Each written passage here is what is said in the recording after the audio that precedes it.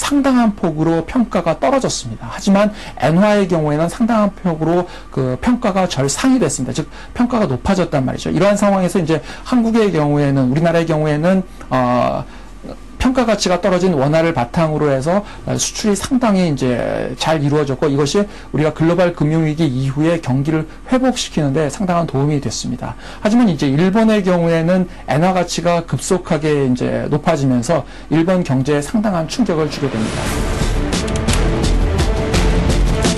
현재 금융권의 관심사는 원화가 얼마나 평가절상되느냐는 것. 오는 11월 3일에 열릴 미 연방공개시장위원회의 양적 완화 조치 규모에 따라서 방향이 잡힐 것으로 보인다. 우리나라 환율 결정에 있어서 외국에서 들어오는 자금들, 요즘에 많이 들어오고 있잖아요. 가령 우리나라 주식 투자하러 들어오고 뭐 또 채권 사러 들어오고 많이 들어옵니다. 이런 돈 때문에 돈이 들어오면 우리나라 원화 환율은 떨어지니까 그 요인을 어떻게 우리가 중립화시키느냐, 거기에 우리 정부는 많은 관심을 가져야 할 것이다, 이렇게 난 보고 있어요. 우리가 경상수지 흑자가 되면 상대방은 적자가 되는 팽팽한 제로섬 게임. 미국, 중국 두 나라가 환율 문제 합의점을 찾지 못한다면 글로벌 경제는 위기로 치달을 수 있다.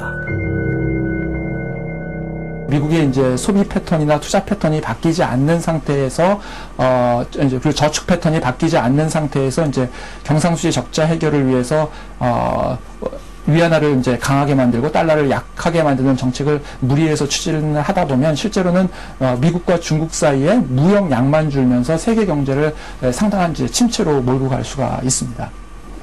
국제적인 어떤 경제 질서의 혼란이라고 하는 것은 모두를 패배자로 만들기 때문에 어느 일방의 국가가 완전히 승리하고 다른 나라만 손해를 보는 이런 방식으로 타협이 될 수는 없을 거고요. 결국 이제 모두가 한 발짝씩 양보하는 그런 어떤 형태로, 즉 미국은 일정한 정도 긴축의 요구를 받아들이고, 그 다음에 이제 중국은 한편으로는 절상 요구를 일정한 정도 받아들이는 이런 방향으로 다시 이제 균형의 길을 찾아갈 거라고 생각합니다. 이제 공은 G20 정상회의로 넘어왔다. 이번에도 구체적인 합의가 이루어지지 않은 채 갈등만 표출된다면 글로벌 환율 전쟁은 더 격화되고 길어질 것이다. 총성 없는 전쟁을 종식시킬 방법은 없는 것일까? 서로가 함께 성장할 수 있는 해답은 과연 찾을 수 있을 것인가?